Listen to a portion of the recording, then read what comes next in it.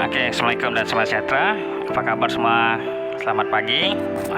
Berjumpa lagi kita dalam segmen berikutnya dalam belajar bersama Cikgu Hardi ya. Jadi hari ini Cikgu mau bincangkan berkenaan tentang tajuk differential equation, topik tingkatan 6. Kalau ikut buku rujukan ni adalah bab 10, differential equation. Apa itu differential equation? Itu adalah dalam bahasa Melayunya kita panggil sebagai persamaan pembezaan. Persamaan pembezaan. Apa itu persamaan pembezaan? Kita perhatikan sini ya. Kita ambil satu persamaan pembezaan, yaitu contohnya dy per dx sama dengan 3x tambah 2. So, ini adalah satu persamaan pembezaan yang mana dia sudah dibezakan. Persamaan ini sudah dibezakan dalam bentuk dy per dx sama dengan 3x tambah 2. Jadi ada beberapa teknik untuk selesaikan masalah ini. Jadi konsep differential equation ini adalah proses di mana kita mau dapatkan persamaan asal y itu sendiri. Kalau ini dalam dibezakan dy per dx, kita mau dapatkan nilai asalnya, yaitu nilai y itu dalam satu persamaannya. So itulah maksud proses differential equation, yang mana kita mau jejak balik persamaan asal. Okey, dalam teknik pertama kita untuk menyelesaikan dy per dx sama dengan 3x tambah 2 ini, apa yang kita buat? Teknik pertama ni mudah saja, iaitu kita asingkan y dengan dy, manakala x dengan dx. Ini proses pertama kita. Yaitu apa yang kita buat? Dy per dx sama dengan 3x tambah 2. Kita kekalkan dy ini di sini. Manakala dx ini pindah sebelah sini, apa yang berlaku adalah 3x tambah 2 didarabkan dengan dx. Nampak? Dx, punca pembezaan kepada dy per dx ini, pindah ke sebelah kanan, maka dia 3x tambah 2 didarab dengan dx. Jadi dalam proses berikutnya lagi, kita perhatikan lagi persamaan sebelah kiri ini dan sebelah kanan ini, kita perhatikan adakah sudah terasing nilai y dengan dy, x dengan dx. So dy hanya ada dy saja.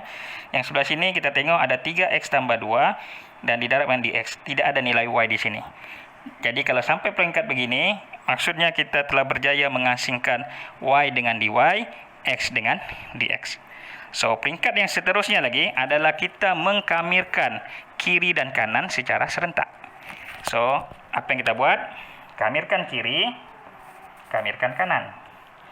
So, bila kita kamirkan dy, kita akan dapat y.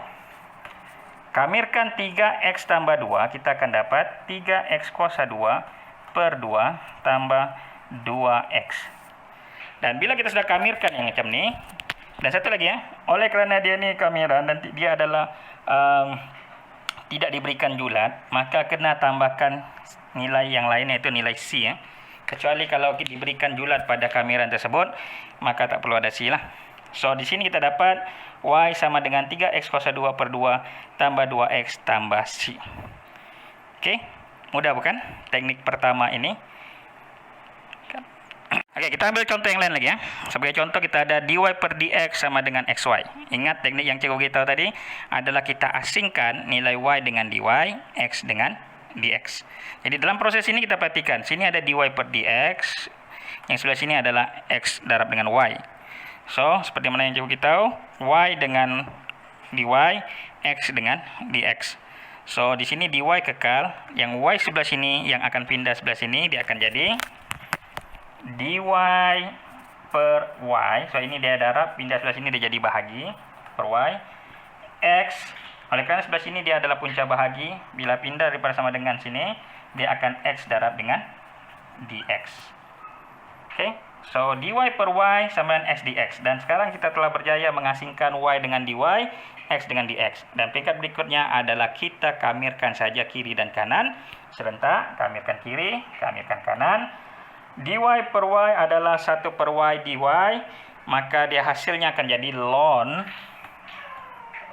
y sama dengan x dikamirkan menjadi x kuasa 2 per 2 tambah c.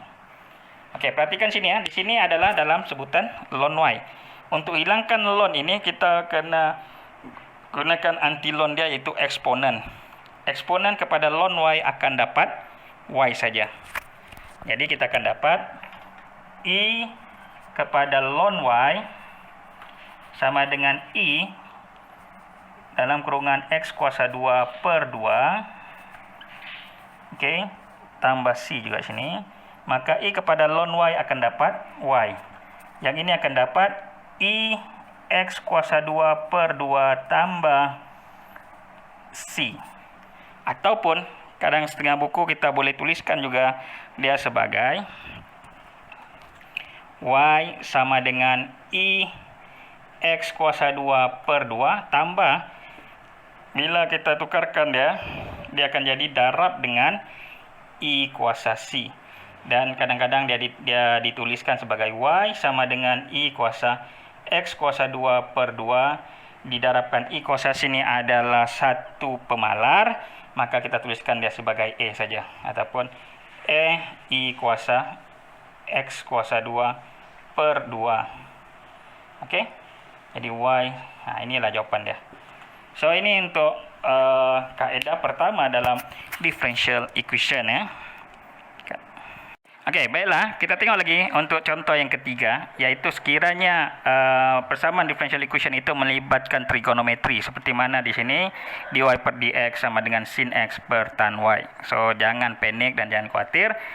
Ingat lagi teknik yang saya beritahu bahwa nilai y bersama dengan dy, x bersama dengan dx. Di apa yang kita perhatikan sini, ini sin x bahagi dengan tan y, dan dia ini adalah nilai y, dia pindah sebelah sini dengan nilai dy. Jadi apa yang kita buat, tan ini punca bahagi pindah pada sama dengan, dia akan jadi tan y dy sama dengan sin x dx. Oke, peringkat ini kita belum boleh lagi mengkamirkannya direct sebab masih lagi dengan tan y dy. Tapi kita boleh pecahkan nih. Tan y ini merujuk kepada sin y per cos y ya, yaitu sin y per cos y dy sama dengan sin x dx. Oke, kali ini baru kita boleh kamirkan kiri dan kanan ya, yaitu kamirkan kiri, kamirkan kanan. Jadi perhatikan sini ya, sin y ini adalah sebenarnya kalau kita bezakan cos y, maka kita akan dapat bezakan sin dapat cos, bezakan cos dapat negatif sin. Oke, so dia sebenarnya adalah negatif cos y ya. Jadi di sini kalau kita kamirkan dia, ingat lagi formula dalam kamiran f tanda x ya, yang ini konsepnya macam inilah ha, kamiran f tanda x per fx dx akan menghasilkan ln fx tambah c ya. Oke, so ini konsep dia. Jadi kita bulatkan ini formula dia, maka yang ini akan hasilkan nilai yaitu negatif ln cos y. Oke, sama dengan,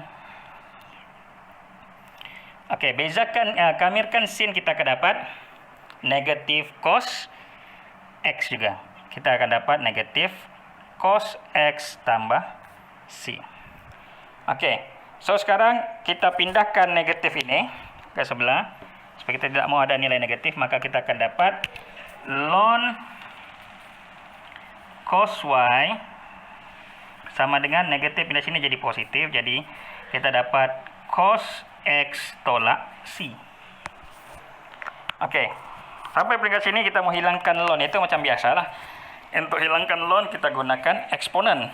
Eksponen kepada ln akan menghilangkan nilai tersebut, dia adalah macam log dengan anti log lah ya. So kita akan dapat cos y sama dengan I cos x tolak c. Oke. Ataupun kita boleh tuliskan juga cos y sama dengan I kuasa negatif c didarabkan dengan I cos x. So itulah antara cara teknik yang mana kita mau menyelesaikan masalah differential equation ataupun persamaan perbezaan dengan menggunakan teknik pertama, yaitu mengasingkan y dengan dy, x dengan dx. Jadi cikgu harap dia dapat memberi manfaat. Sebelum kita bertemu lagi pada video yang berikutnya dengan teknik yang berbeza. Adios.